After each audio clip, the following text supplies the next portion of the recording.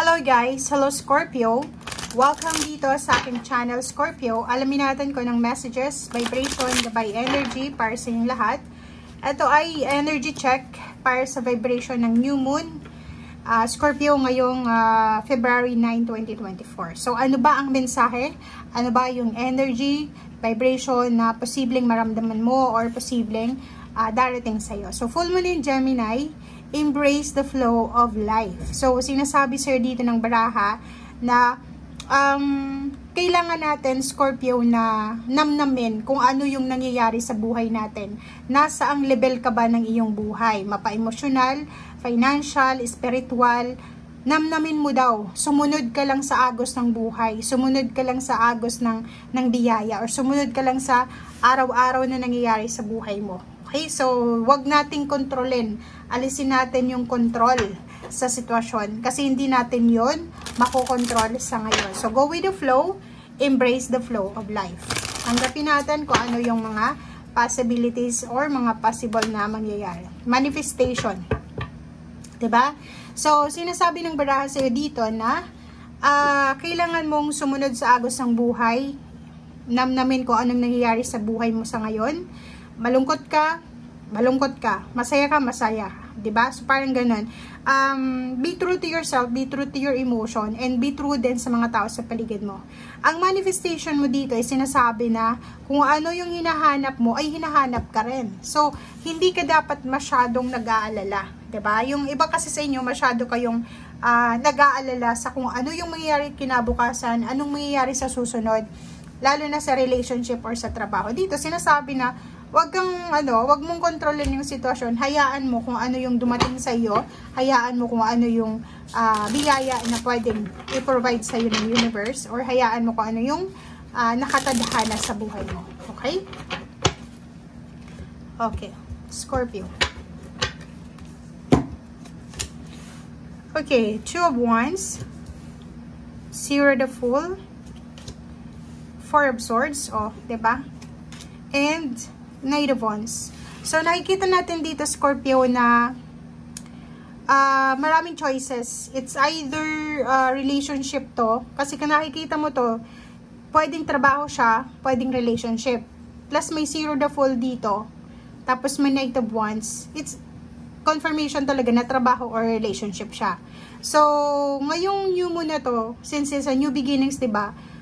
May possible dyan na mga offer ng new beginning sa buhay mo. Like, for example, in a relationship ka, may live-in partner ka, tapos may isang tao na papasok sa buhay mo, 'di ba?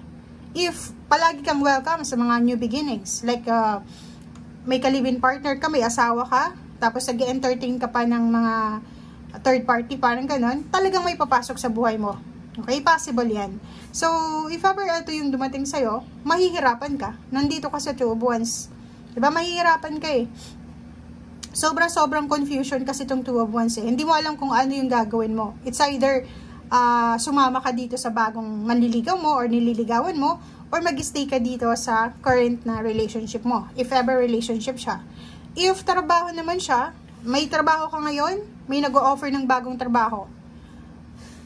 Kasalukuyang ang employed, may nag-o-offer sa'yo na mas mataas yung sweldo. May nag-o-offer sa'yo ng mas magandang opportunity or benefits. So, mahihirapan ka talaga. So, nakikita natin dito na confusion and pwedeng mag-result sa regrets ang confusion na ito na mararamdaman mo. Ang gagawin mo daw is Four of Swords. Manahimik ka. Patahimikin mo yung sarili mo, patahimikin mo yung isip mo, yung puso mo, and isipin mo kung ano yung importante sa iyo sa ngayon. Diba? So, if relationship yan, third party, isipin mo, lalo kung may anak ka, maganda ba yung maidudulot nito sa anak ko? May blessing bang kapalit ito sa akin? May good karma ba itong may bibigay sa akin? So, kung ang sagot doon, yes, go dito. If trabaho naman yan, sa kasalukuyan mong trabaho, hindi ka na masaya, kung may mag-offer ng new job, di go din. Diba? So, kung saan ka masaya, kung saan ka komportable, and kung saan ka walang matatapakan na tao, yun yung kailangan mong gawa ng decision making. Okay? So, yun. The Moon,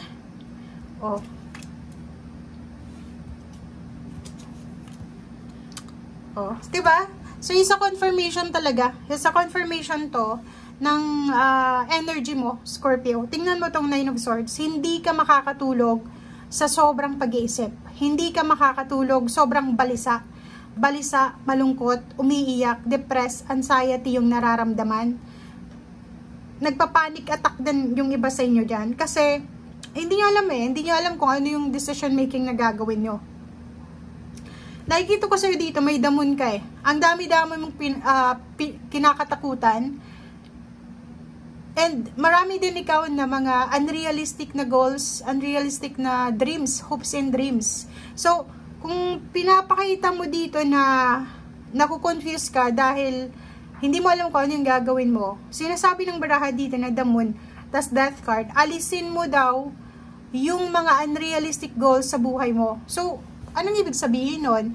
Kung ano lang yung pwede nating matupad according, walang masama sa pagmamanifest, walang masama sa pangangarap, kasi libre lang mangarap. Walang masama sa mataas na pangarap, walang masama sa mataas na goals, 'di ba? Pero kung yung goals mo is unreachable sa ngayon, sa kasalukuyan, 'di ba? Unreachable goals, dreams.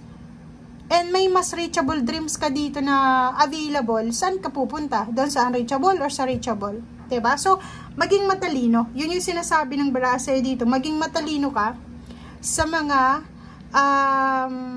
decision making mo or lalo dyan sa mindset mo. Kasi, ang nakikita ko sa'yo dito is masyado kang nagpapadala sa mga sinasabi ng mga tao sa paligid mo. Especially, sa relationship. Wala ka namang problema sa relationship mo. Tapos, may mga tao sa buhay mo na siguro, sinusulsulan ka na, uy, alam mo, mas maganda, hiwalayan mo na si ganito, ganyan, parang ganyan. So, it's up to you, nasa iyo yun, kung talagang gusto mong mamuhay ng tahimik, diba?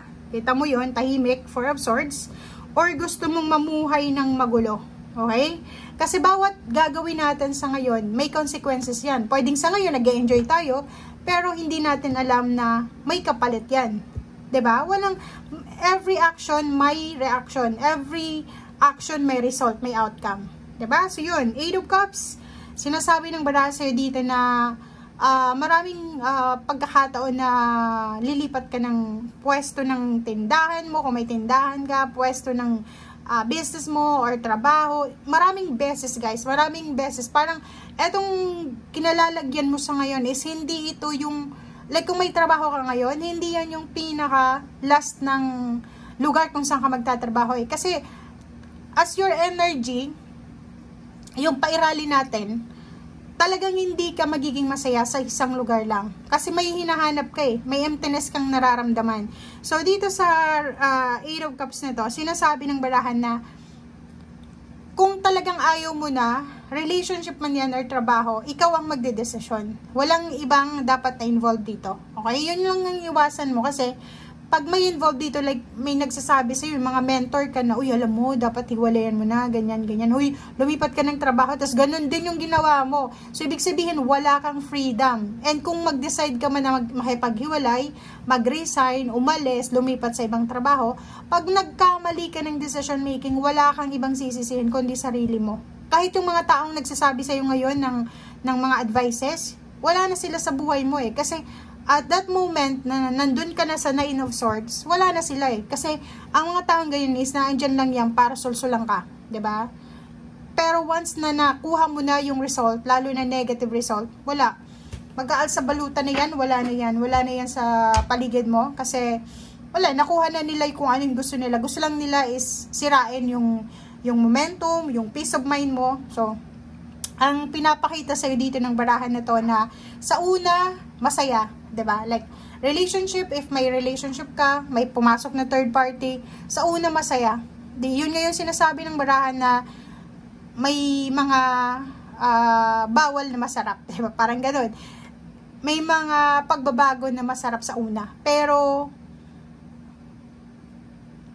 kailangan mong alamin kung ano yung sinasabi ng puso mo. 'Di ba? Yung hawakan mo kung ano yung nagpapasaya sa'yo Kasi, alam mo, yung nangyayari sa buhay mo ngayon is, pwede kang tinitest ng universe, pwede kang tinitest ng ating Panginoon kung hanggang saan kaya mong mag-sacrifice or hanggang saan kaya mong magmahal.